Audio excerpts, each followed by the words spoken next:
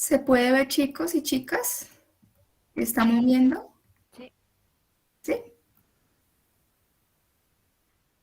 Bueno, entonces, como ya había indicado, el día de hoy vamos a hablar de lo que son esos tratamientos, esos procesos de tipo químico que se pueden realizar en las plantas de tratamiento de aguas residuales para lo que es el proceso de depuración de las mismas, ¿no? Entonces, inicialmente vamos a ver que previo a esos procesos de tipo químico, ya hemos mencionado unos procesos de tipo físico que han tenido como objetivo remover ciertas partículas que hay dentro de estas aguas residuales y que el tratamiento de tipo químico nos estaría ayudando en ese proceso de esas partículas que no pude remover de forma química. Entonces, Gisela, por favor, ¿me puedes colaborar con la pregunta número 3? O sea, no vamos a empezar con la uno, sino con la 3, que dice, ¿cuáles son las especies coloidales que se hallan en el agua residual?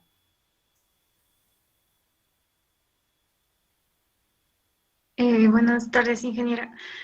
Si le presento mi pantalla, es la 3 y la 12, son las dos preguntas que no pude resolver. La 3 no es igual. Sí, la 3 y la 12. Ah, Ya, no, sí. entonces sigamos con la 4. Lee la 4. Ya.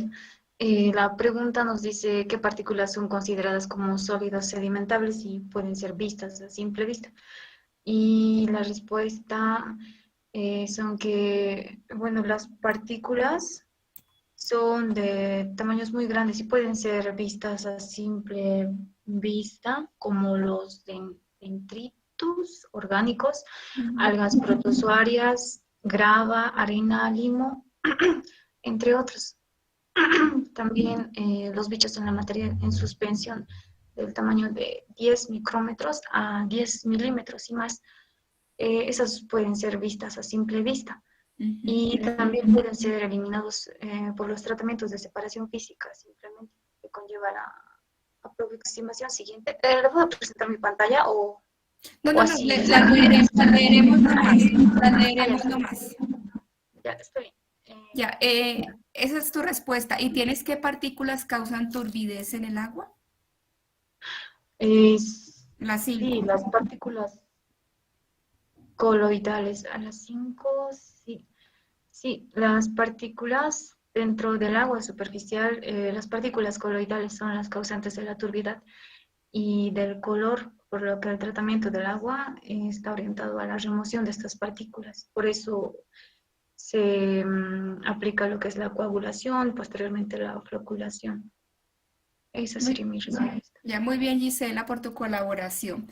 Entonces, fíjense, chicos, que como ya había indicado inicialmente, tenemos un montón de material particulado proveniente de estas aguas residuales, que pueden ser una mezcla de domésticas e industriales, las cuales van a tener diferentes tamaños de partículas en el agua y algunas van a estar disueltas, otras van a estar en suspensión, pero van a haber unas que son ya las llamadas especies coloidales, que son aquellas que nos causan turbidez, y esas coloidales son las que provienen de las arcillas, ¿sí? Que fue la primera pregunta que no encontraste, Daisy. Entonces, esas especies coloidales que se hallan en el agua son material particulado que proviene de los suelos, ¿no? Generalmente de arcillas. Y entonces dentro de esas arcillas encontramos el caolín, la hillita, la muscovita, la jailoicita, etcétera, que son compuestos que causan turbidez, ¿sí?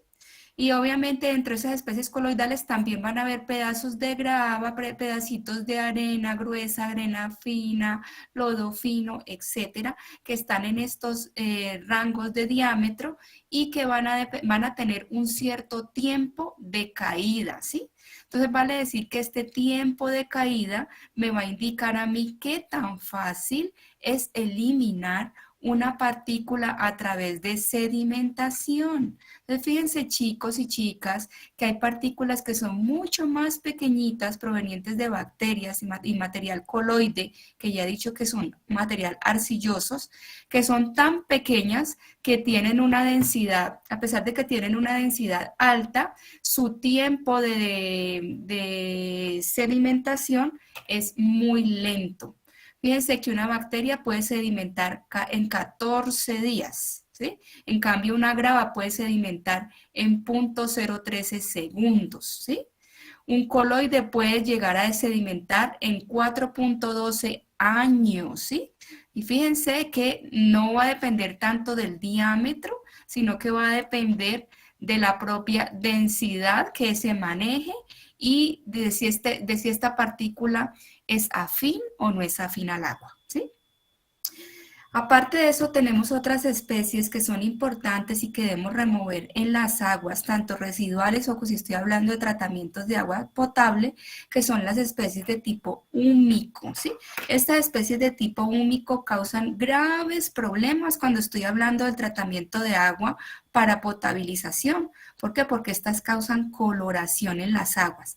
Y el mayor problema de ellas, ¿cuál es? Que ellas son muy afines al agua. Y como son afines al agua, se disuelven. Y al disolverse cuesta eliminarlas de los propios sistemas, ¿sí? Y aquí encontramos lo que son los ácidos fúlvicos, húmicos, el carbono húmico, etcétera. ¿Esto qué sería? Esto proviene de plantas o algas o material vegetal en descomposición, ¿sí? Que estarían ocasionando el color a las aguas.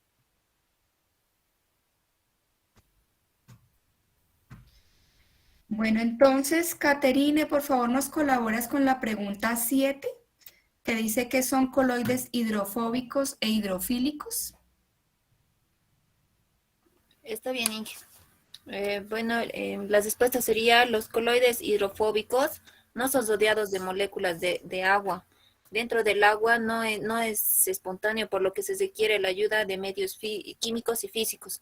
Son generalmente partículas de materias inorgánicas. En cambio, los coloides hidrofílicos se dispersan espontáneamente dentro del agua, son rodeados de moléculas de agua que previenen todo el contacto posterior entre estas partículas y son generalmente de materia orgánica.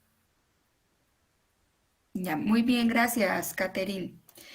Entonces, bien, según lo que nos ha dicho Caterina y que está aquí especificadito, tenemos que hay unas partículas hidrófobas que son las que rechazan el agua y las hidrofílicas que son las que son muy afines al agua. Entonces podemos pensar que los aceites y las grasas son hidrófobas, ¿no? Porque ellas no se mezclan con el agua. Cuando usted derrama una gota de aceite encima del agua, usted sabe que esa gota de aceite va a flotar sobre el agua. ¿Por qué? Porque no se mezcla.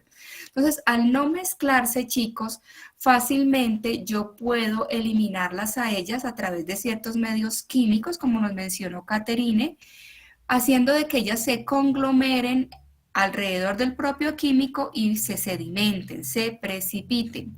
Pero con las partículas hidrofílicas podemos tener la posibilidad que como ellas ya están dentro del agua, si ellas ya están inmersas en el agua, fácilmente ellas se cargan y se conglomeran dentro de la misma estructura del agua.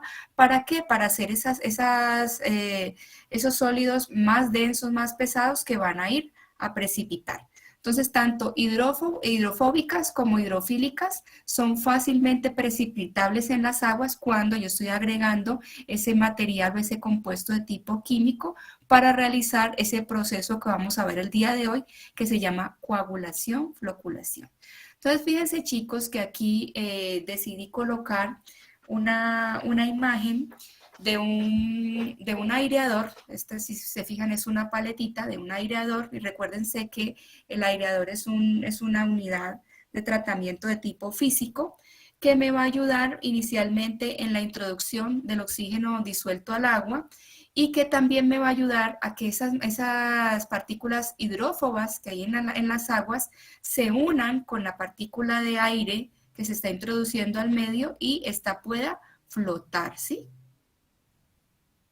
Entonces, es la importancia de saber si hay hidrófobas o hidrófilas dentro del agua, no solo sería para pensar en la unidad de tratamiento de coagulación, floculación, sino que fíjense que también podemos pensar de que es importante conocer cómo se comportan estas hidrofóbicas o estas hidrofílicas en unidades de tratamiento donde se está introduciendo aire, ¿no?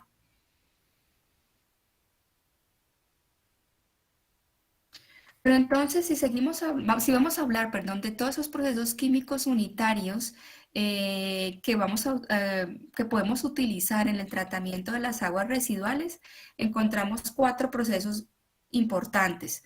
El primero es la precipitación química. Esta precipitación química tiene como aplicación dentro del tratamiento de las aguas residuales la eliminación de fósforo y metales pesados. Y obviamente va a mejorar la eliminación de sólidos en suspensión, que es a lo que le llamamos coloides que acabamos de mencionar anteriormente. Y esos sólidos en suspensión o sólidos disueltos están expresados en DBO, ¿sí?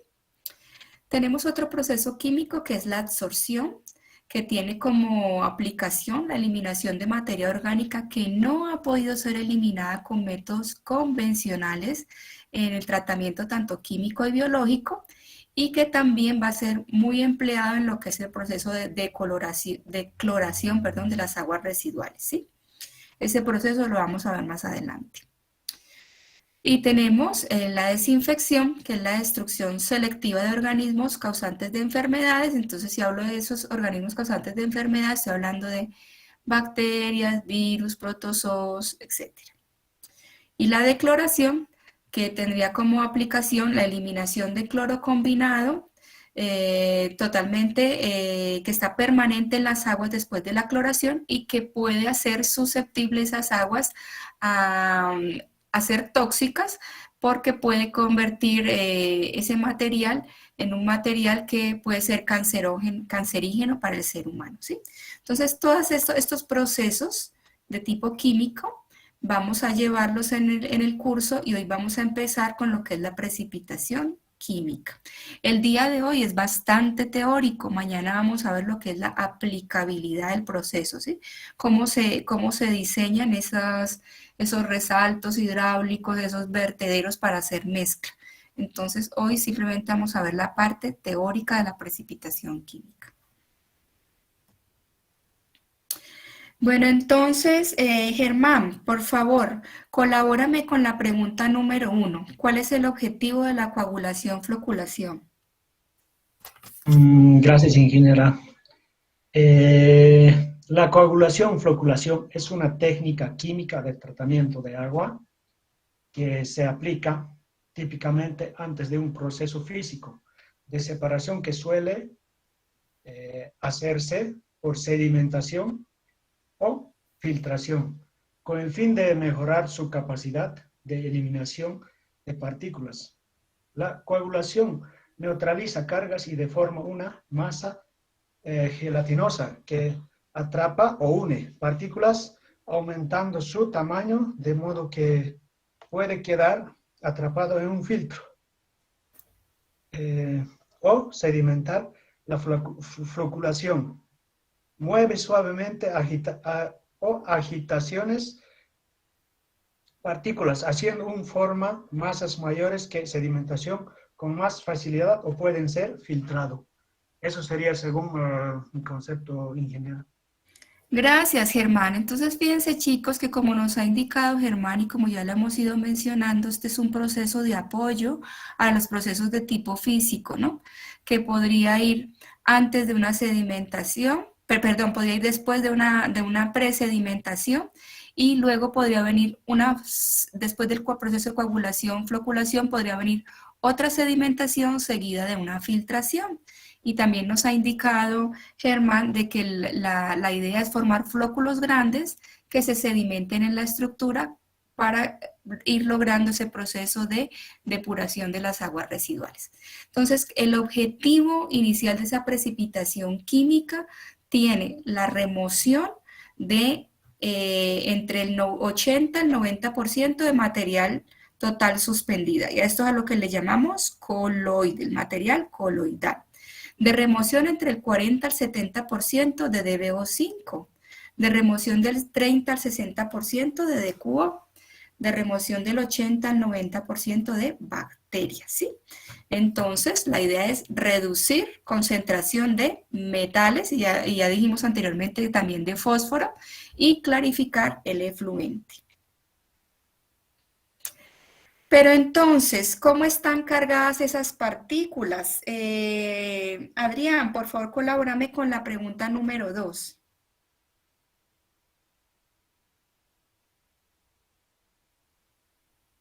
Un momentito, ingeniera. A ver, según lo que busqué, las partículas están cargadas por los iones que se adhieren fuertemente y se desplazan con ella, que forman una capa adherida o comprimida. Mientras que los iones se adhieren débilmente, constituyen una capa difusa, pero también hay un gradiente o potencial electrostático entre la superficie de la partícula y la solución. Esto se le puede llamar o se le llama un potencial Z. Bueno, no estoy seguro si esa es la respuesta correcta. Sí, sí, está muy bien, Adrián. Gracias, Adrián. Entonces, fíjense, chicos, que este material coloide, que ya hemos dicho que son arcillas u otro material particulado proveniente de los suelos o de la propia descomposición del material vegetal que se encuentra en las aguas residuales, o descomposición de material de tipo orgánico e inorgánico que salen de nuestras viviendas. Entonces, estos materiales coloides, como dice Adrián, pueden tener una carga en la cual pueden ser repulsiva de una a otra, de una partícula a otra, ¿sí? Estos coloides generalmente están cargados en forma negativa, ¿sí? Están cargados en forma negativa. Entonces, lo que se espera con esta precipitación química es, al adicionar el químico, hacer que se dé una cierta, se rompa esta, no se rompa, sino que se genere, cargas a través de las cuales se atraiga tanto el coagulante como el coloide, de modo que estas partículas empiecen a unirse unas con otras, ¿sí? Entonces, la finalidad es simplemente romper ese grado de repulsión, generar un grado de atracción entre partículas y hacer que esta masa se haga más densa y más pesada, ¿sí? Entonces, en algunos casos, esa alteración, cuando se agrega ese químico, puede ser pequeño, y en otros casos puede ser muy grande, y eso va a depender de pronto tener que estar haciendo constantemente ensayos a nivel de laboratorio para poder encontrar la manera adecuada de poder realizar esto en la planta y de controlar esos factores de tipo físico-químicos que van a llevar a cabo el proceso. Entonces van a haber unas etapas dentro de ese proceso: coagulación, floculación. Aquí está dado, estos cuadritos me lo muestran en forma de proceso. Ahorita lo vamos a mostrar cómo se da con velocidades. Entonces, la primera etapa es que ese coagulante se hidrolice. Al ser hidrolizado, entra al agua y obviamente empieza ese proceso de desestabilización de la partícula. Van a haber una formación de unos ciertos compuestos químicos y poliméricos. Una vez de esa formación va a haber absorción de cadenas poliméricas por parte de los coloides, luego va a haber una absorción mutua de coloides y por último una acción de barrido, la cual voy a explicar ahora a través de una gráfica. Entonces, pero previamente a esa explicación, entonces tenemos aquí lo que son las propias unidades, o sea, qué unidades interactúan, ¿no? O juegan como está como parte de ese funcionamiento, esta precipitación química, y serían tres: lo que es la coagulación, la floculación y la sedimentación, que ya nos había nombrado Germán. Entonces, en la coagulación la vamos a llamar mezcla rápida.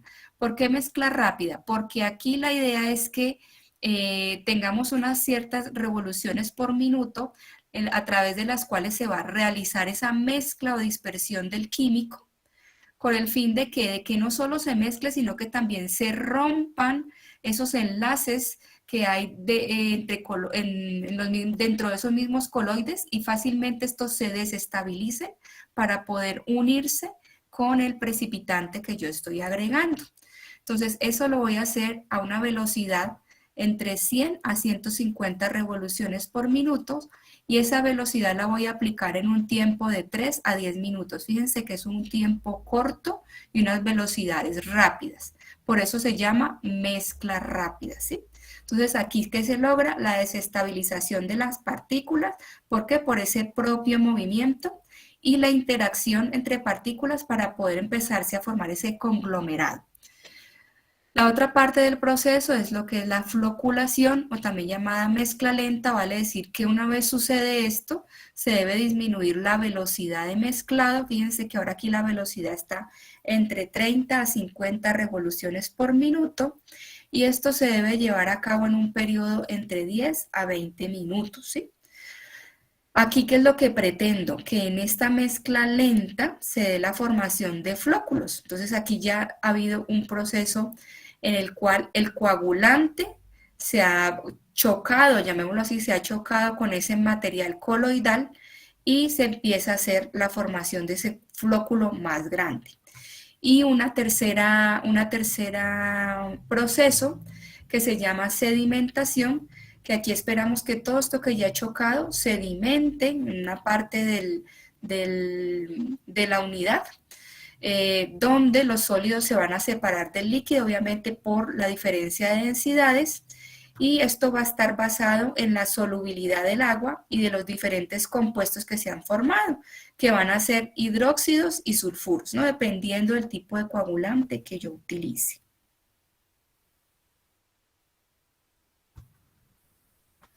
Entonces, en laboratorio se hace esa prueba para yo poder determinar esas características que necesito aplicar en la propia planta y eso se llama prueba de jarras, ¿sí? Entonces, a través de esa prueba de jarras, con un equipo de jar test, esto se llama de jar test o prueba de jarras, fíjense que tiene las paletitas con el fin de que se module la velocidad a través de la cual yo voy a hacer esa adición, velocidad y tiempo, para hacer mezcla rápida y mezcla lenta, ¿no?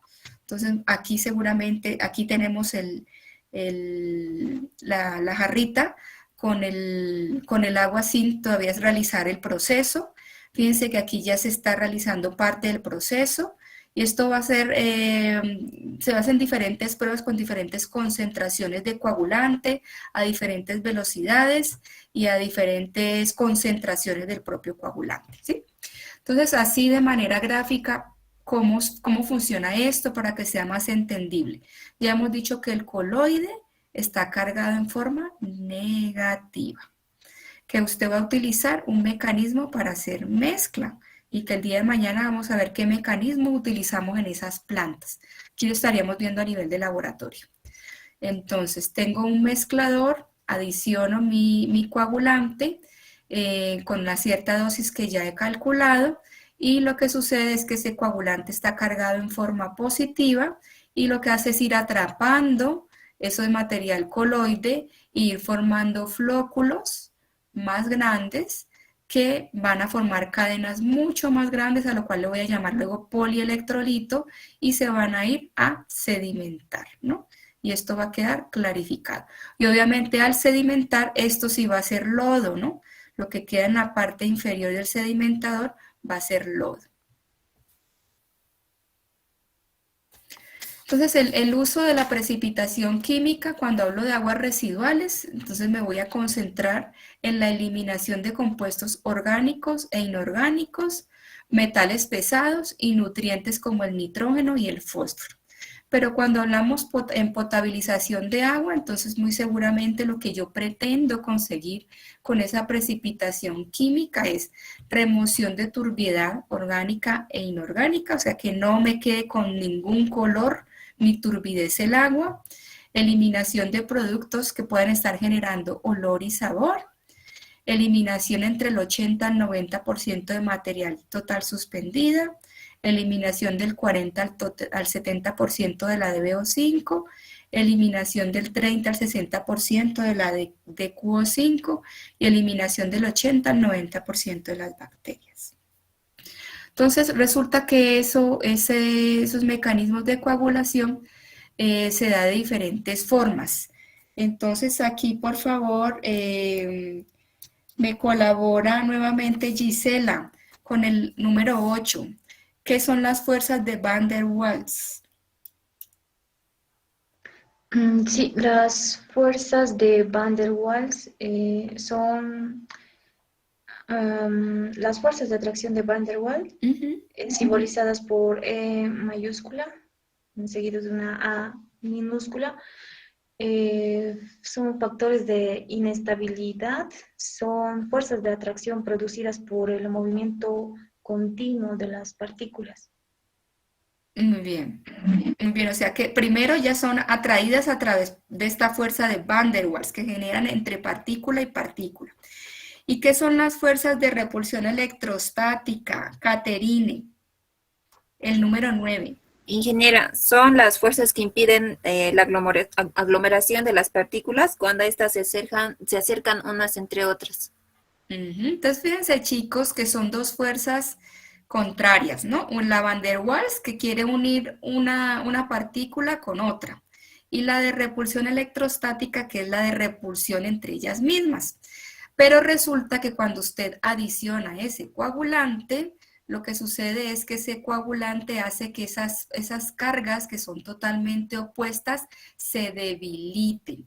Y al debilitarse, a eso se le llama mecanismo de compresión, de la doble capa. Al debilitarse, lo que pasa es que se pueden atraer una partícula con otra y se puede atraer no solo una partícula con otra, sino que con el propio coagulante se atraen y se da ese proceso de coagulación, floculación. Entonces, por eso hay esa adición del coagulante, tiene que ser a una determinada velocidad con el fin de que estas fuerzas de Van der Waals que se atraen unas entre otras permitan que no solo entre ellas se atraigan, sino que haya atracción con el propio coagulante y que esas fuerzas de repulsión se vean disminuidas. Por eso es importante calcular en laboratorio cuáles esas revoluciones por minuto a través de las cuales se debe hacer esa agitación. Bueno, y tenemos otros mecanismos de coagulación, que es el mecanismo de absorción y de neutralización de cargas. Entonces, ¿esto qué es? Ya hemos dicho que los coloides están cargados. ¿Pueden ver el mouse, chicos y chicas? ¿Se ve el mouse? Sí. Sí, ya. Estas coloides están cargados en forma negativa, ¿sí? Entonces, cuando yo adiciono ese coagulante, estas partículas positivas del coagulante van a empezar a interactuar con estas negativas, con esta carga superficial que se genera sobre la partícula, para empezar a pelear. Y al pelear, entonces se va a introducir, venimos a esta otra parte, ¿no? Entonces se van a introducir unas negativas, van a quedar las negativas y cierta positividad va a entrar a la partícula, ¿no? O sea, como va a haber una difusión de ese coagulante dentro de la partícula, y a esto se le llama plano de cizallamiento, cuando ya ese coagulante ha vencido esa carga superficial de la partícula coloidal y ha podido introducirse al propio coloide, y ya hay como una mezcla. Y esa mezcla, ¿qué es lo que pasa? Forma una capa difusa que permite que haya una conexión entre una entre una partícula y otra partícula. Entonces, esto es lo que le llamamos absorción y neutralización de cargas. Pero hay otro mecanismo que se llama por atrapamiento de partículas dentro de un precipitado, que es el coagulante está interactuando, ¿verdad? Y las partículas están en el medio. Entonces, esas partículas son atraídas, fíjense, esto P que ven aquí, alrededor del coagulante, son atraídas por el propio coagulante y se adicionan a la pared del coagulante. Fíjense que es al revés. Aquí el coagulante se introdujo dentro de la partícula en neutralización, y aquí la partícula se adicionó al coagulante, ¿sí? Se puede dar, dentro de esos procesos se dan ambos. Se puede dar absorción, se puede dar atrapamiento, ¿sí? Y tenemos otro mecanismo que es por absorción y puente, que es cuando se utilizan coagulantes sintéticos. Ya vamos a ver más adelante que para mejorar ese proceso de coagulación, floculación, se adicionan a las aguas tanto potables como residuales, se adicionan unos ayudantes de floculación que pueden ser de tipo sintético y que son polímeros de cadena larga que ayudan en este proceso. Entonces, cuando utilizo ese tipo de coagulantes sintéticos y que son poliméricos cargados en forma aniónica, o sea, en forma negativo, lo que pasa es que se forman puentes, esas cadenas largas, este es el polímero, ¿no? Este es el polímero, forma puentes a través de los cuales se va a adicionar la partícula y va a quedar adherida al polímero y al coagulante metálico, ¿sí? Entonces es simplemente la adición del polímero y las partículas se van a ir adicionando a esa cadena polimérica una vez hayan sido ya coaguladas con el coagulante metálico. Eso ahorita lo voy a explicar bien. Tenemos otros tipos de coagulación, que es la coagulación por adsorción, que simplemente se presenta en aguas residuales que contienen muchos coloides, o sea que están muy concentradas, muy turbias, que tienen muchos coloides. Entonces la idea es adicionar una cierta concentración de químico y lo que sucede es que ese químico es absorbido por el propio coloide y igualmente se van pegando unas a otras, ¿no? Y la coagulación por barrido, que esta sería simplemente cuando tenemos una baja concentración de partículas coloides y en este caso simplemente el químico atrapa ese coloide y lo ayuda a coagular, ¿sí?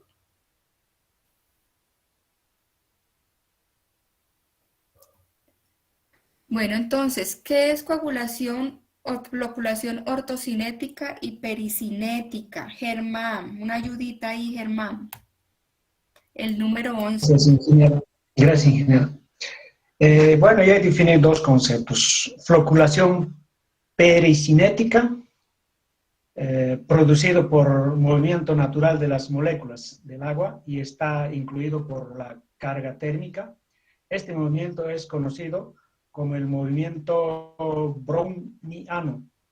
Solo influye en partículas con tamaños inferiores a un micrón. Y floculación ortocinética se basa en las colisiones de las partículas debido al movimiento del agua. Puede ser de origen hidráulico o mecánico.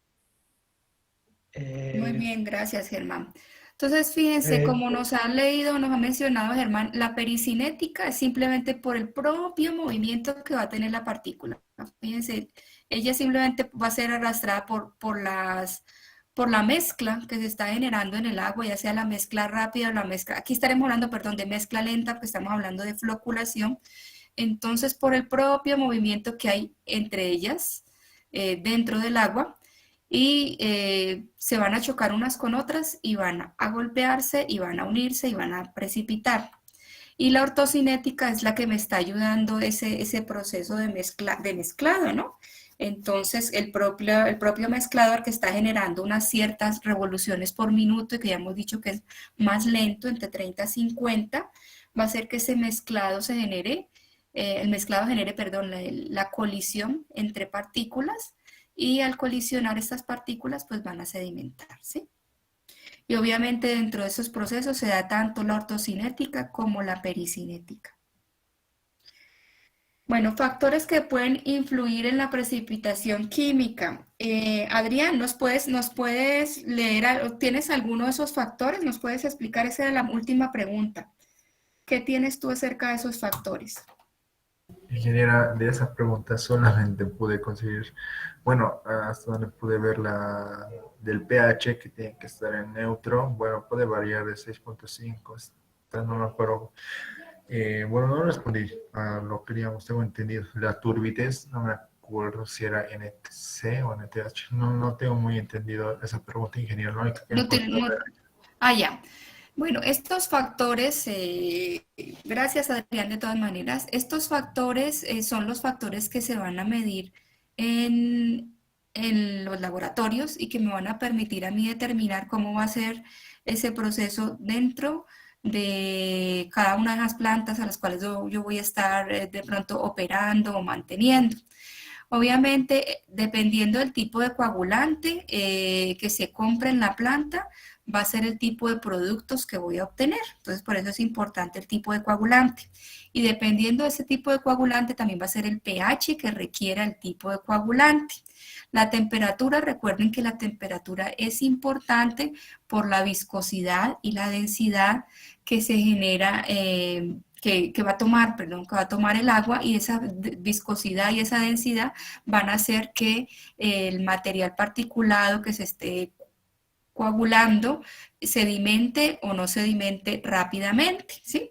Estas sales disueltas, obviamente, vamos a necesitar, y vamos a ver ahorita cuando veamos las ecuaciones de tipo químico, van a ver que necesitamos que estas aguas tengan una cierta cantidad de alcalinidad para que se realicen esos procesos que estoy esperando, en esas eficiencias que se esperan. Y si hay más cantidad de sales disueltas en el agua, muy seguramente voy a requerir de más coagulante, ¿no? Las condiciones de mezcla es lo que hemos mencionado, que hay una mezcla que es rápida, otra mezcla que es lenta, que se va a realizar a una determinada velocidad en un determinado tiempo, que ya todo esto es a nivel de laboratorio. Y los sistemas de aplicación de coagulante, eso los vamos a ver el día de mañana, cómo se aplican esos coagulantes, qué tipos de dosificadores existen y cuáles son los más efectivos, ¿no? Y tipos de mezcla y color, pues vamos a ver, chicos, vamos a ver, no, sino que voy a mencionarles ahora que dependiendo de la coloración de las aguas cuando estamos hablando de agua potable, asimismo va a ser la propia eficiencia en la coagulación, floculación.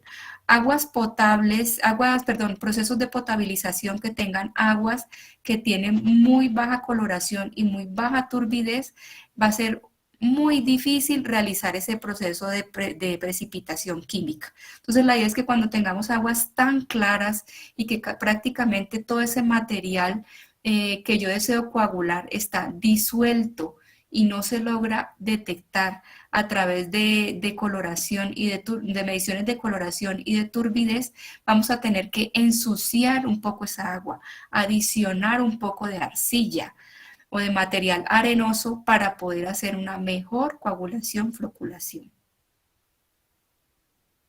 Entonces, ¿qué productos se utilizan en la precipitación química? Hay variedad, chicos, variedad. Yo escogí los que más se usan en nuestro medio, pero hay muchos más de los que yo estoy mencionando aquí, ¿no? La cal es el reactivo más barato que usted encuentra en el mercado, pero tiene un problema muy grande, que es que cuando usted utiliza cal se generan grandes volúmenes de lodo, y tener grandes volúmenes de lodo en esas plantas de tratamiento de aguas residuales es un problema. ¿Por qué? Porque esos lodos, si no están bien secados, generan olores, empiezan a generar gases y hasta gusanos.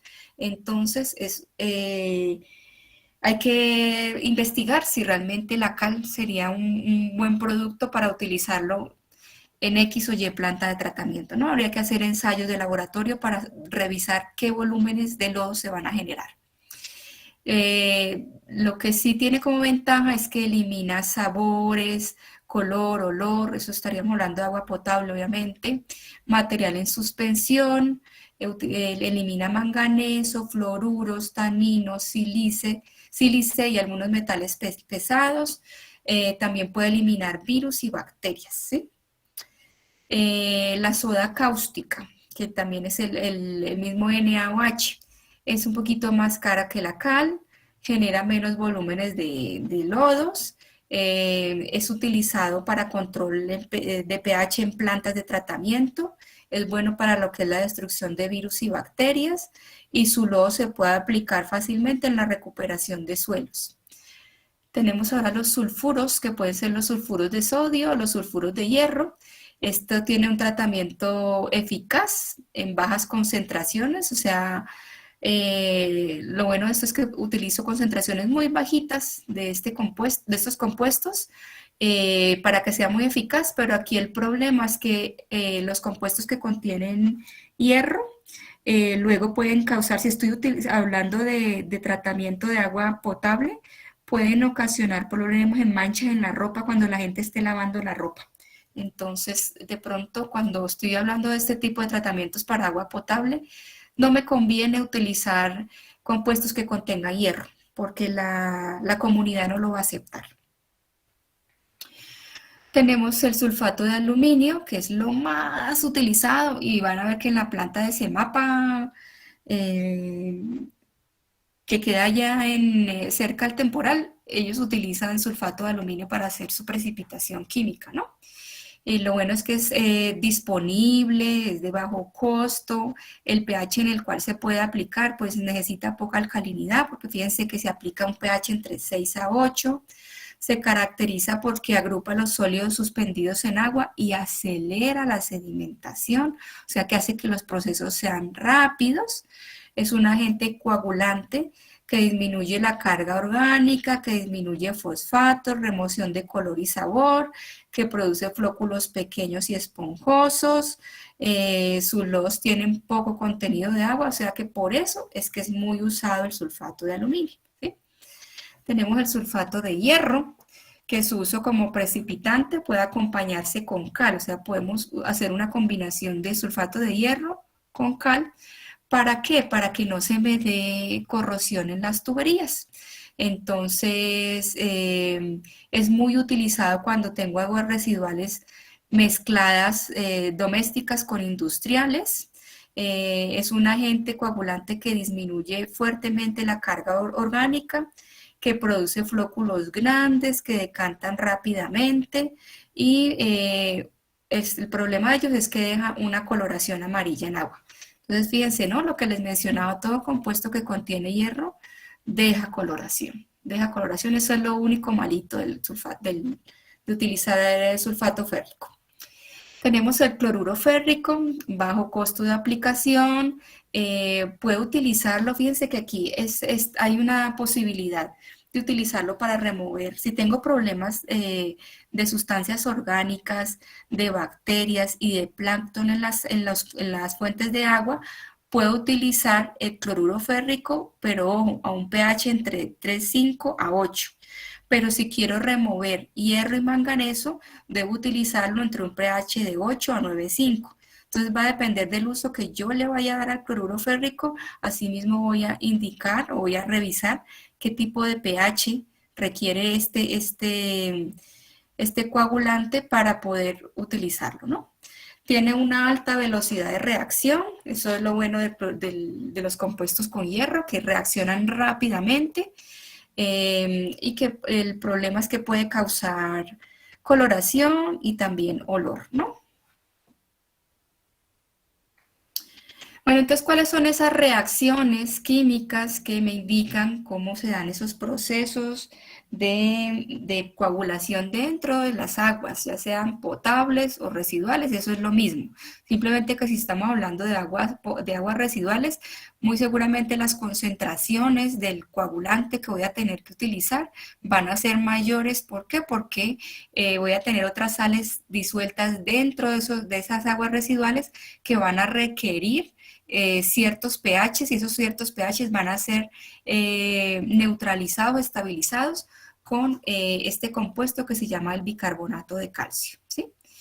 Entonces, cuando yo adiciono sulfato de aluminio a las aguas residuales, siempre tengo que tener una porción alcalinizante, una forma de alcalinizar las aguas. ¿Con qué objetivo? Con el objetivo de que la propia reacción se dé, de convertir este sulfato de aluminio en el coagulante. Cuando usted lo adiciona así solito, él todavía no le sirve a usted como coagulante. Él le sirve a usted como coagulante cuando él coge y se une con el bicarbonato de calcio y se forma sulfato de calcio e hidróxido de aluminio, donde el hidróxido de aluminio, que es el que tengo aquí, es el que va a hacer las veces de coagulante, ¿sí? Y este sulfato de calcio que va a pasar se precipita también con ese material que yo estoy eliminando con el hidróxido de aluminio.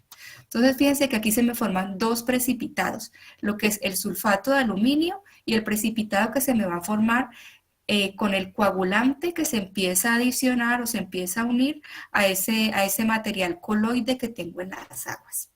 Y obviamente como parte de esta reacción voy a obtener una liberación de dióxido de carbono a la atmósfera y obviamente agua también, ¿sí?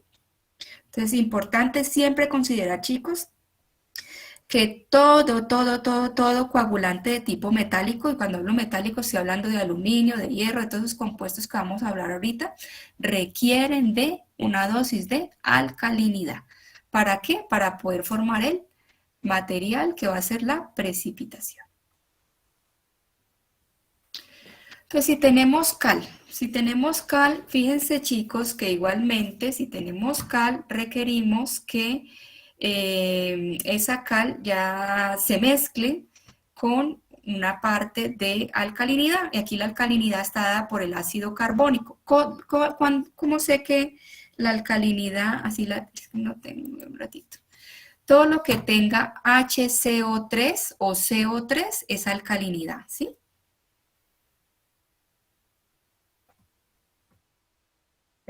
Entonces, aquí el hidróxido de calcio se une con la alcalinidad para formar el carbonato de calcio y luego este carbonato de calcio es lo que yo le llamo alcalinidad pura y esta alcalinidad pura es la que me va a ayudar a hacer ese proceso de precipitación, ¿sí?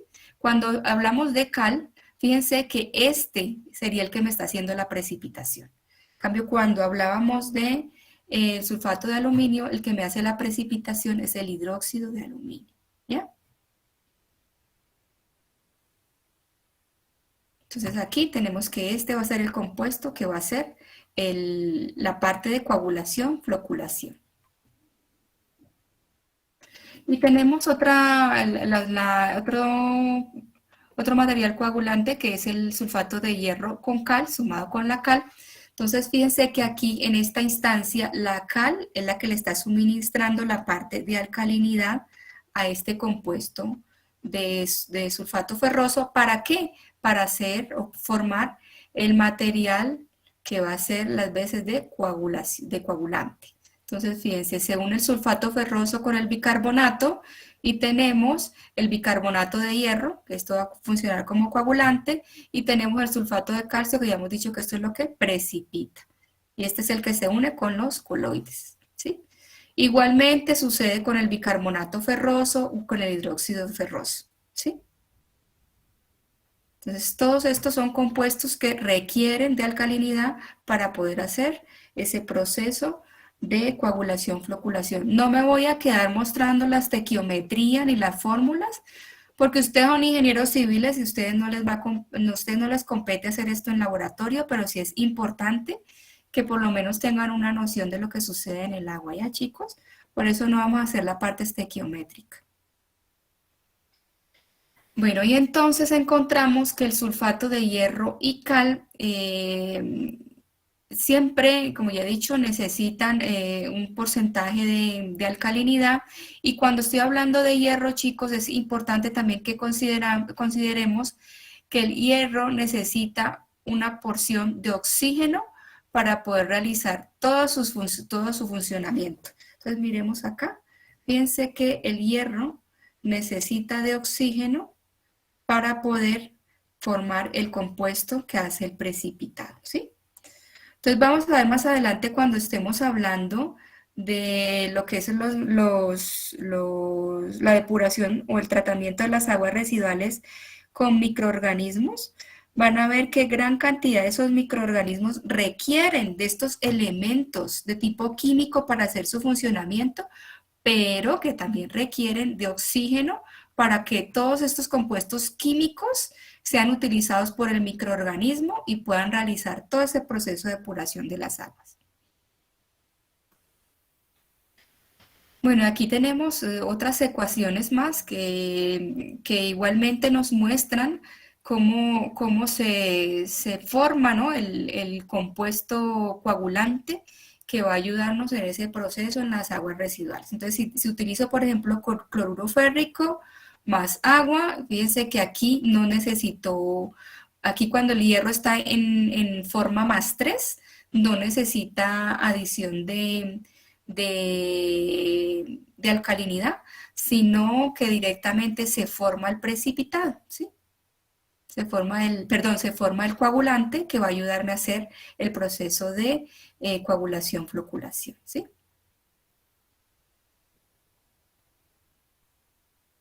Bueno, y aquí tenemos el desulfato de hierro y cal. Entonces, fíjense que aquí, que está el hierro en forma +2, sí necesita ese compuesto que le está proporcionando la alcalinidad y para poder hacerse el compuesto coagulante y el precipitado propio. Y también podríamos tener este mismo, o sea, esto no es necesario que tenga cal, pero también podemos utilizarlo con cal. ¿Y cuándo se utiliza con cal? Se utiliza con cal cuando tengo una alta concentración o carga contaminante alta en DBO y DQO en una planta. Entonces, si mi concentración es muy baja, yo puedo utilizar simplemente cloruro de hierro sin la adición del alcalinizante. Pero si la concentración es muy alta, y esto también todo a nivel de laboratorio debo de experimentar, ¿no? ¿Y de qué manera me doy cuenta? Pues midiendo DBO, DQO al inicio y al final, ¿no? Antes de realizar esa prueba de coagulación y después de realizar esa prueba de coagulación, para ver cómo me ha ido con respecto a esa eliminación que yo espero lograr con ese proceso de coagulación-floculación. Bueno, resulta que muchas veces esos procesos de coagulación, floculación con esas sales metálicas que he mencionado anteriormente, que son el hierro, el aluminio, el mismo calcio, en sus diferentes combinaciones de tipo químico, muchas veces al adicionarlos necesitamos grandes cantidades dentro de esas plantas de tratamiento de aguas residuales, unas concentraciones muy grandes, lo cual hace que sea muy costoso para la planta. Entonces, se suele adicionar polielectrolitos como ayudantes de floculación. Entonces, cuando tenemos estas cargas contaminantes altas, debo de buscar quién me va a ayudar en esa floculación para que se dé más rápido y para que yo tenga que utilizar en menor porcentaje el coagulante metálico, ¿sí? Entonces, podemos encontrar como ayudantes de floculación la sílice activada, que se emplea con sales de aluminio, que consiste en una solución de ácido polisílico. Puedo usar también arcillas bentonitas, que son añadidas como lechadas para aumentar la frecuencia de colisiones. Y esto era lo que indicaba anteriormente, chicos, que cuando tenemos tratamiento de agua potable, aguas que son muy claras, que tienen bajos porcentajes de turbidez o de coloración, lo que se hace es tratar de ensuciarlas un poquito para que el proceso se dé más fácilmente, ¿sí? Entonces agregar arcillas o bentonitas para poder mejorar ese proceso de colisiones de partículas con el mismo coagulante. Y estas arcillas estarían actuando como ayudantes de floculación, ¿no? Y otros floculantes minerales que podría utilizar sería el carbón activado en polvo, la arena fina, para que se den precipitados más rápidos. Entonces, ¿cómo funciona esto, chicos?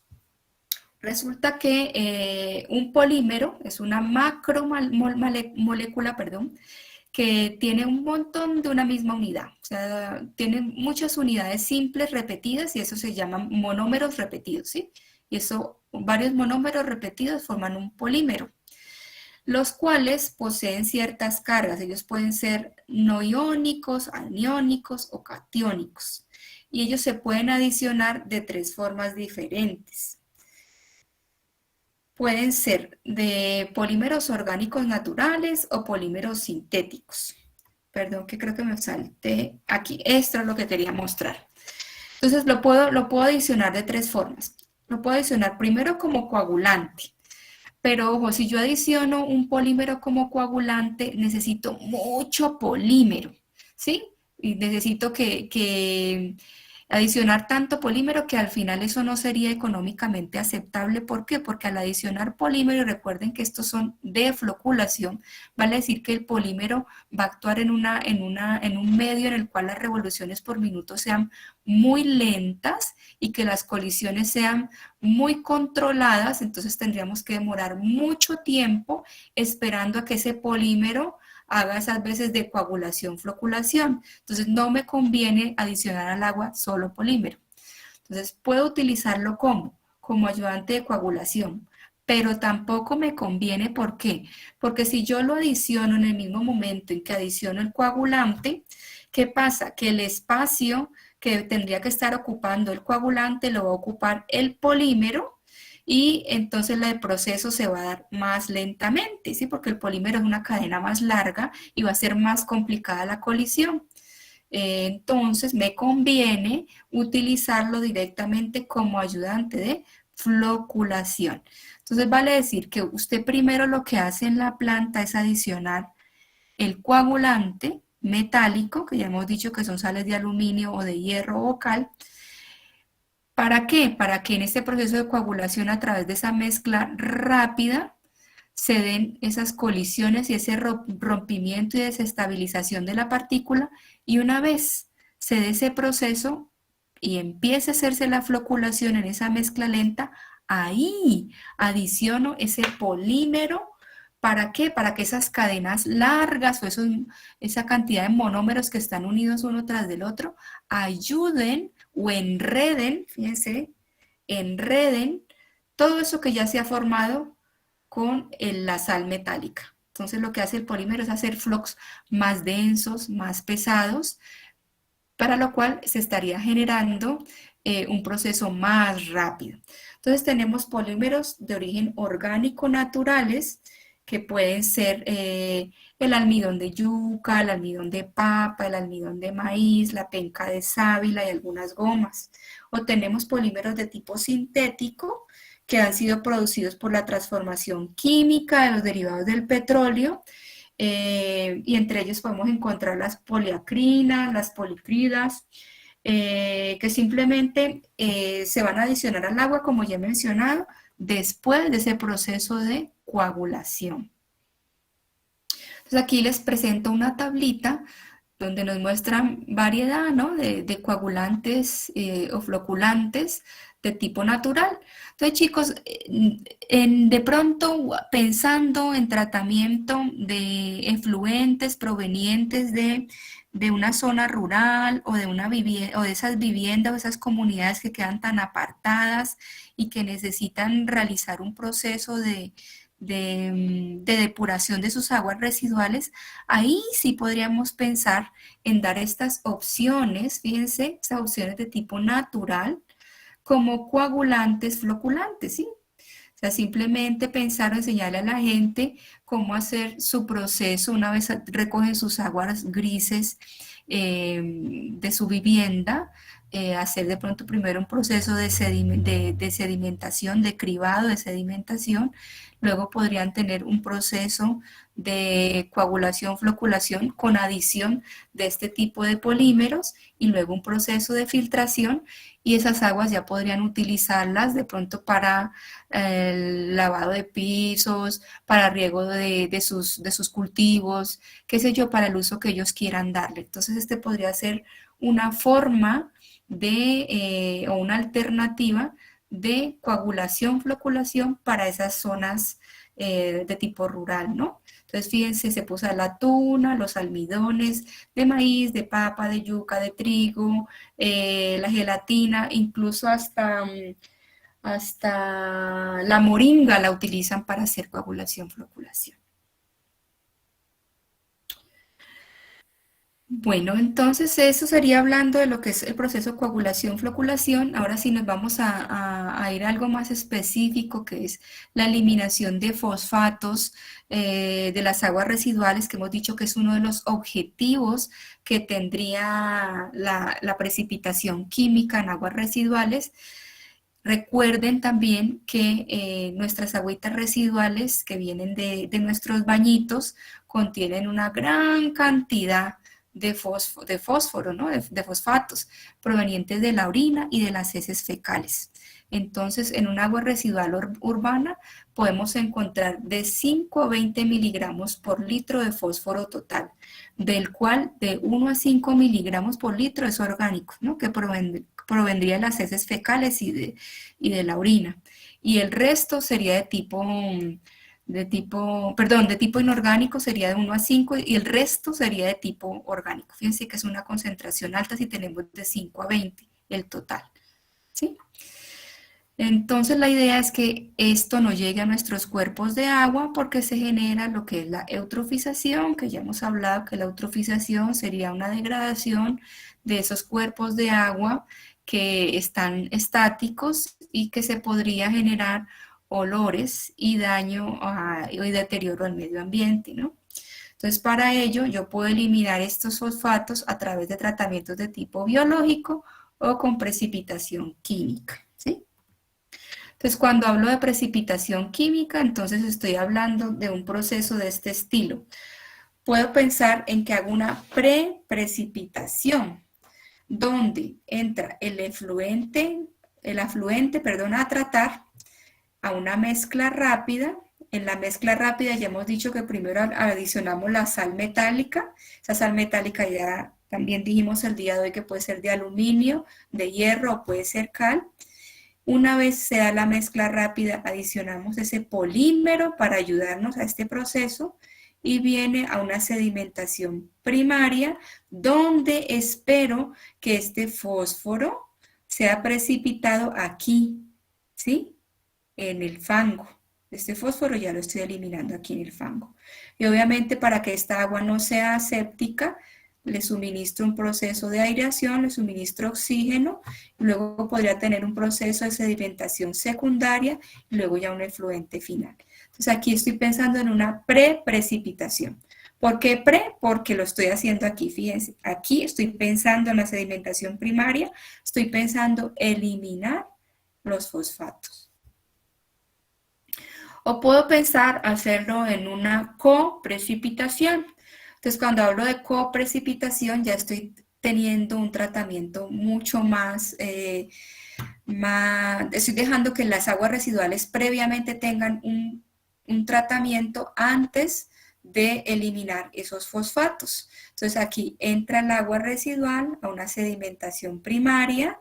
Recuerden que si es una sedimentación primaria, simplemente se deja decantar el agua, se generan unos fangos, luego viene ese proceso de aireación, estoy introduciendo oxígeno disuelto, adiciono la sal metálica, aquí estoy haciendo ya la coagulación, floculación, luego adiciono el polímero y aquí en la sedimentación secundaria voy a obtener aquí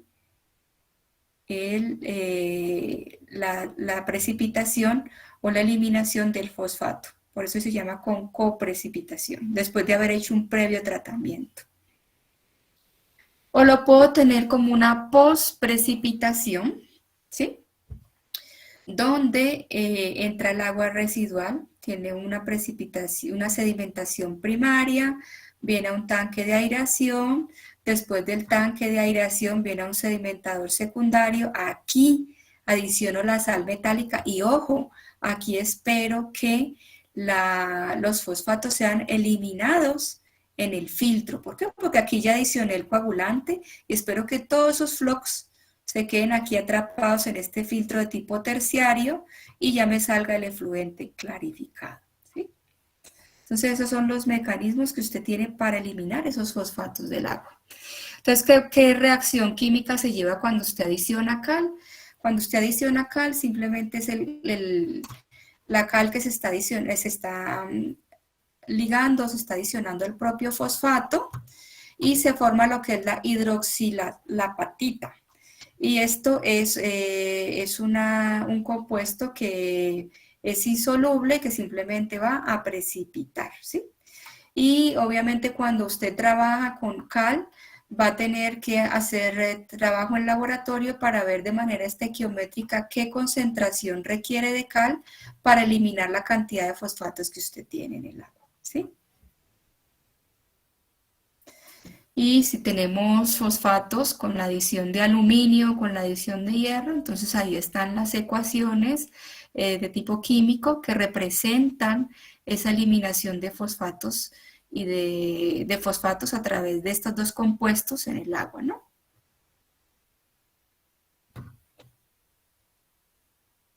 Cuando yo utilizo cal, necesito concentraciones más elevadas, fíjense.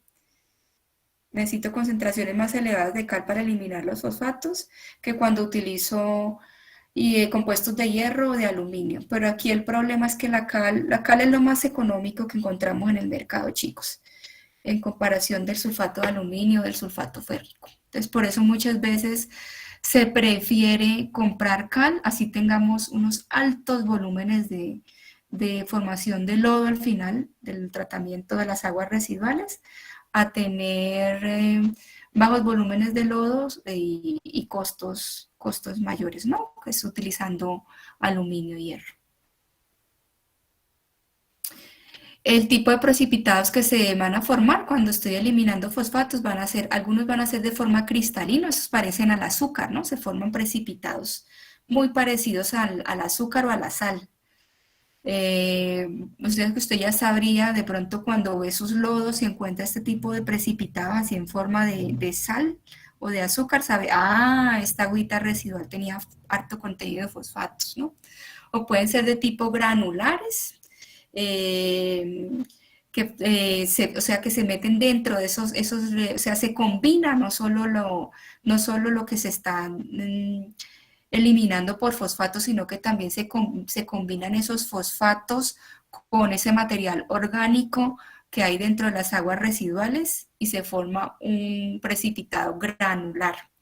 O pueden estar también finamente divididos en material muy pequeño, que no se puede ver a simple vista el precipitado de fosfatos, o pueden ser también gelatinosos y forman una masa pegajosa y espesa que dan una apariencia no muy agradable y unos olores tampoco no muy agradables, ¿no? Que pueden ser gelatinosos. Eso va a depender de cómo usted controla todos esos parámetros dentro de la planta, porque puede ser que usted los calcule en laboratorio, ese parámetro de pH, de temperatura, de concentración de coagulante, de concentración de alcalinidad, pero que llegado a la planta, recuerden que las plantas de tratamiento a diario van a tener variaciones de carga contaminante. Entonces usted tiene que estar pilas con esas variaciones y si no hay un laboratorio de agua dentro de su planta de tratamiento, le va a quedar difícil hacer ese control, ¿no? Y de tener todos los días un precipitado cristalino, un precipitado granular, seguramente va a haber una variación de esto dependiendo de la carga orgánica que se maneje diariamente, ¿sí? Eso de chicos, no sé si hay alguna pregunta con respecto a toda esta parte teórica que hemos avanzado el día de hoy.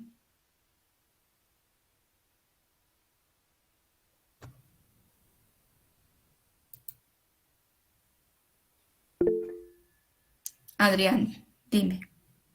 Ingeniera, usted mencionó que generalmente por el tema de la cal, bueno, generalmente prefieren tener costos menos elevados en acuerdo a ese tratamiento y tener más, bueno, cantidades de lodo, ¿no? Hay que tener menos cantidad.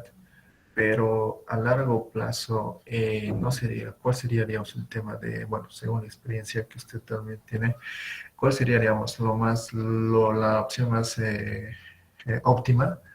Tener, digamos, una buena calidad bueno, una calidad sustentable de tratamiento, por más que sea un poco más caro y tener menos cantidad de lodo, porque eso yo creo que también sí necesita un mantenimiento. Sí, fíjate que hay un problema bien grave con la petar de Sacaba. Esa petar utiliza filtros percoladores. Y cuando diseñaron esos filtros percoladores, no analizaron que obviamente a pesar de que es un tratamiento de tipo biológico, ha generado sus sedimentadores primarios y secundarios, han generado altas cargas de lodos. Y el problema ahora es que en las eras de secado, o sea, los espacios donde se secan esos lodos, así se llaman aras, perdón, aras de secado, son espacios donde simplemente se dejan secando los lodos porque ellos salen con un volumen grande de agua, ¿no? Un porcentaje alto de humedad, no les da. Y lo que estás mencionando, ¿no? Que la cal produce volúmenes gigantes. Ellos han tratado incluso de secar esos lodos adicionando cal. Y se han encontrado que al adicionar cal van a tener unos lodos más grandes. Entonces el problema se les ha hecho mucho mayor. Entonces sí es importante, chicos, cuando ustedes estén diseñando, obviamente ustedes están de la mano del químico, ¿no? Del laboratorio de apoyo, que no le dejemos todo a la cal. La cal es muy buena en cuanto al proceso de estabilización de pH, pero solo de pH, no utilizarlo como coagulante en total. ¿Por qué? Por este problema que se generan de los lodos. Entonces, sí, Adrián, muy bien tu pregunta. Mira que ya en el medio estamos viendo ese tipo de problemáticas, que no hay ahora cómo disponer esos lodos. Entonces, ¿qué pasa? Que esos lodos cogen y le dicen a la gente de la zona que se los lleve para la maica, para que sean eh, fertilizantes para sus cultivos. Y obviamente sirven como fertilizantes, pero fíjate que esos lodos no están totalmente tratados porque simplemente están un pequeño tiempo en las aras de secado y les adicionan cal. Y el problema de esos lodos no solo es que tengan virus, bacterias, parásitos, sino que también tienen metales pesados productos del propio tratamiento y que son cosas que desafortunadamente no se estudian y que nosotros como consumidores lo estamos llevando a la boquita con el tomatico, la lechuguita, ¿sí? Todas las verduritas que estamos consumiendo.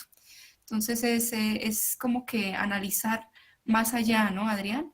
Ir más allá, cuando tenemos esa posibilidad nosotros como ingenieros, ir más allá, pensar qué va a pasar más adelante con la producción, no solo del agua residual, sino de los lodos que se generan. ¿Y cómo salen esos lodos? Si salen estabilizados. ¿Estabilizados qué quiere decir? Que ya no reaccionan para nada. ¿No? Que si yo hago una muestra o un análisis de lodo, este ya no va a tener ningún tipo de microorganismo que me afecte o que no tenga esa concentración de metales pesados. Y recuerden que los metales pesados son los que pueden ocasionarnos a largo plazo por acumulación cáncer o degeneración en nuestras células, ¿no? No sé si contesté a tu pregunta, Adrián. Sí, muchas gracias, ingeniera. Ok, gracias a ti, Adrián. ¿Alguna otra consulta, chicos, chicas?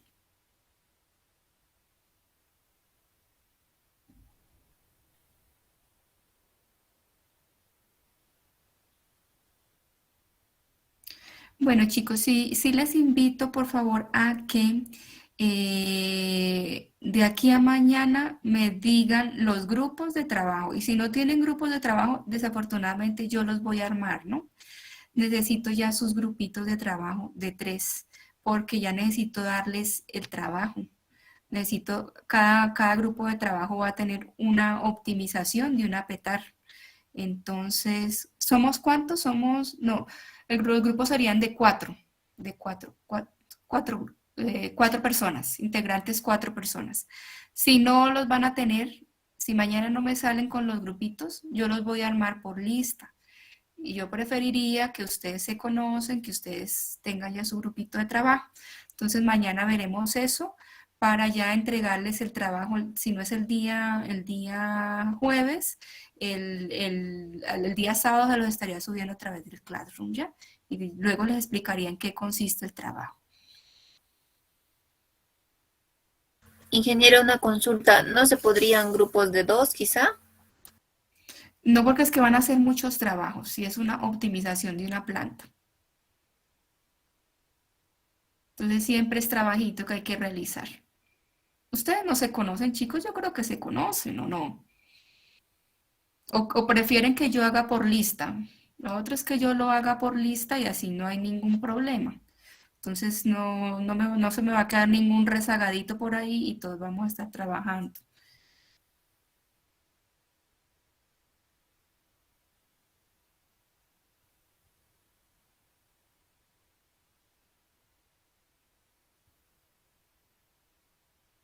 Bueno, entonces eso piénsenlo hasta mañana, chicos. El día de mañana vamos a ver lo que es la parte aplicativa, ¿no?